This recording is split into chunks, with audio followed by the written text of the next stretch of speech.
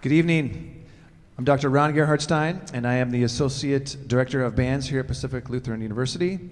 On behalf of the Department of Music, PLU, my colleague, Director of Bands, Dr. Edwin Powell, we want to welcome you to our campus and to Lagerquist Concert Hall. This group here is the Northwest Honor Band, the Symphonic Band, and it's been a fantastic 2 days of music making and learning with these students. And they've had a fantastic mentor working with them. Dr. Tim Robley is someone that I met about 15 years ago. He was Director of Bands at Washington State University at the time. Currently, he is the Director of Bands, Associate Professor at Shenandoah Conservatory in Virginia. He's a native Washingtonian. When I knew that my colleague Ed Powell would be away on a study away tour with PLU students for the entire month and would miss Honor Band, I thought, I want to get mentors and coaches and teachers and guest conductors who have roots here in the state of Washington or experience with students, especially working with public school students in the state of Washington. And so both Dr. Peter Haberman, who was the director of the concert band, and Dr. Tim Robley, who's the director of this ensemble, were my number one choices, and it's been fantastic to have them both here. Tim is an excellent conductor and teacher and a great friend to many of us here in the state of Washington. And right now, please welcome Dr. Tim Robley to the stage.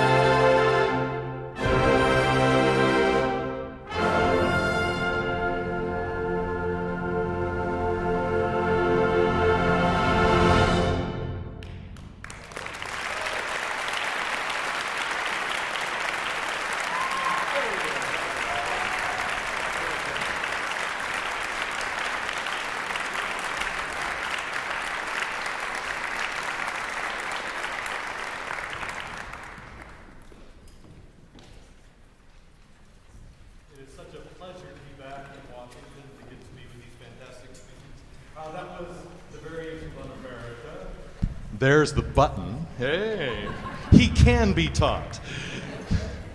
The Variations on America was Charles Ives' take on a very familiar tune that he put his little spin on it. And for those not familiar with Charles Ives, his growing up was often sitting underneath the piano as his father tuned it and listening to him play 2 different hymns at one time. He was also a big fan of hearing marching bands go by, and he especially liked it when he could hear one go by playing one song and another in the distance playing a different song. And you might hear a little bit of the twist inside of that. So if you felt the urge to giggle in the middle, that was probably okay. The next piece is a little more serious. This is a piece entitled My Eyes Are Full of Shadows, based on a poem that was very meaningful to the composer. The composer describes himself and describes his upbringing as kind of marked by many periods of sadness, and kind of grappling with how to express this both in music, both how to deal with this in poetry, and how to kind of come out of this with some optimism and some beauty. And this is a very poignant piece. It is about 7 minutes long, and you will hear some very specific colors, and it's our opportunity to see how this beautiful hall can ring for us and how well we can just really listen to each other. So we hope you enjoy Joel Puckett's My Eyes Are Full of Shadows.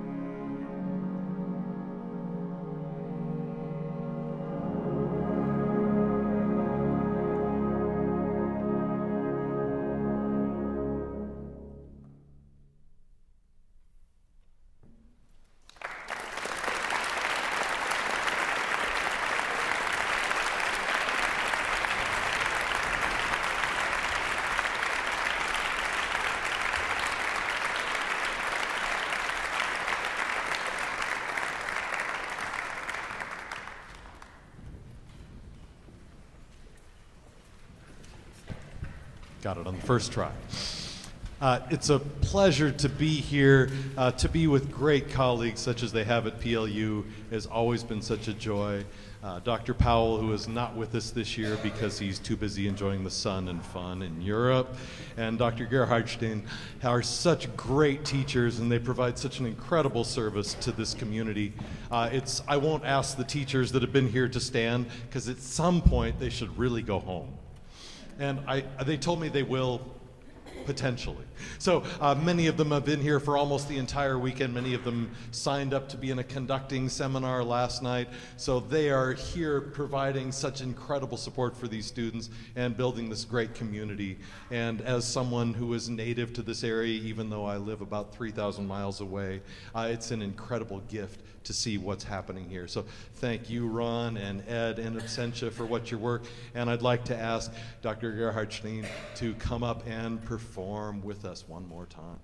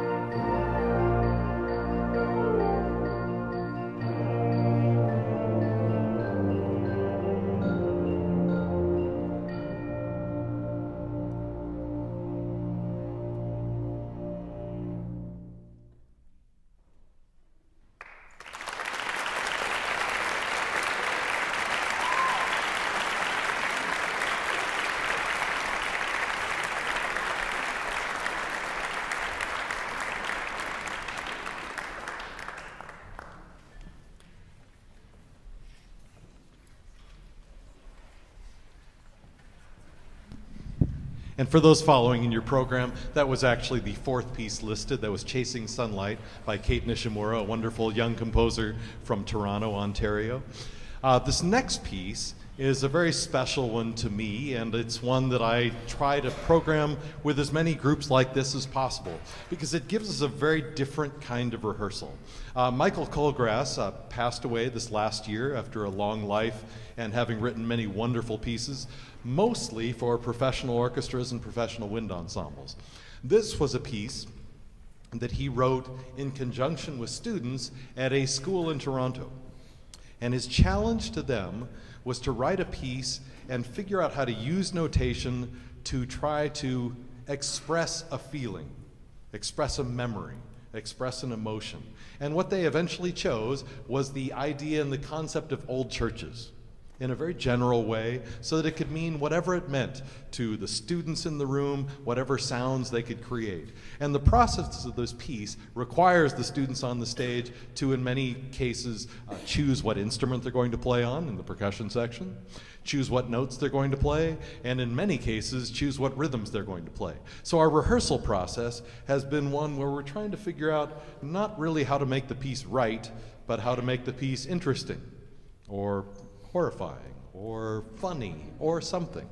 And our challenge has been to see what we can do to develop this. And I have to say, our students have done a spectacular job of being incredibly creative and making decisions that make this piece a very evocative and a somewhat somber and quiet piece. But I hope you will enjoy it. This is Old Churches by Michael Colgrass.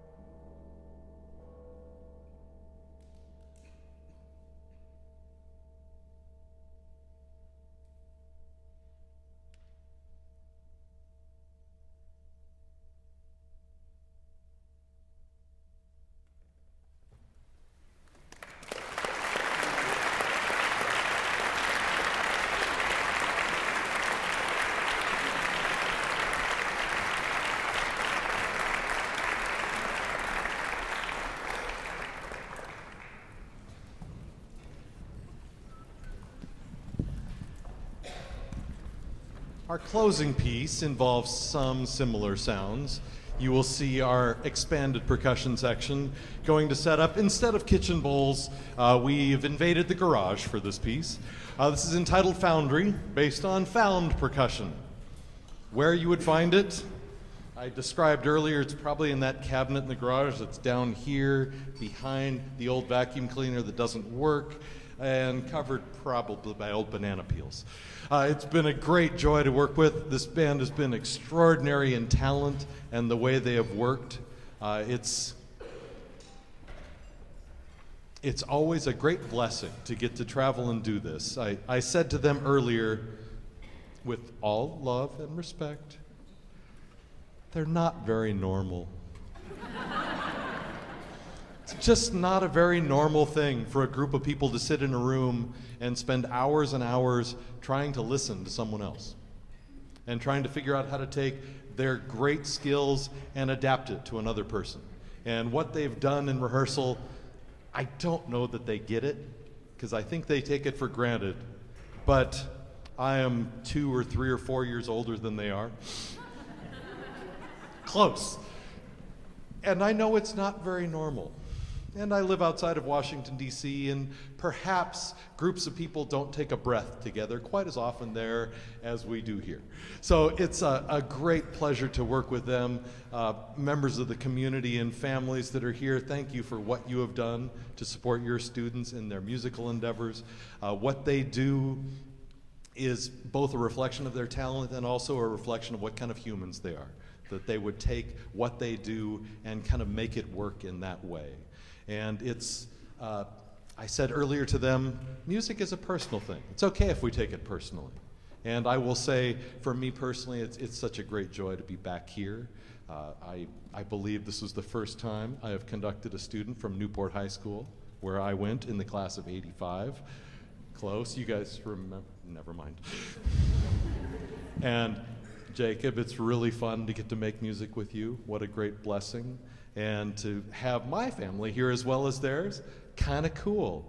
We don't always say hi, Mom, in the warm-ups, but you know, it just seemed like the great opportunity. If you'll forgive me, I'm going to turn my back on you and just say a few words to these guys. Band, thank you for taking risks. We did. We made some mistakes earlier. Wasn't that cool? Wasn't it curious? And look, everybody survived, and it was kind of awesome. And I'm so grateful for how you guys have taken risks and gone after stuff and probably done more singing than playing. That's kind of weird. I don't know why anybody would make you do that. And it's just such a great joy to be with you guys here. Thank you for what you do here with each other and what you do back at home with your school bands. This stuff keeps going. It only gets better as you go. So thank you for being here, and thank you for what a joyful weekend you made this for me. It's been amazing to be with you. So back to John Mackey and Foundry. We finished the last piece in kind of a somber, beautiful, quiet, reposeful mood. So we'll do our best to kind of stay in that. We hope you enjoy Foundry by John Mackey.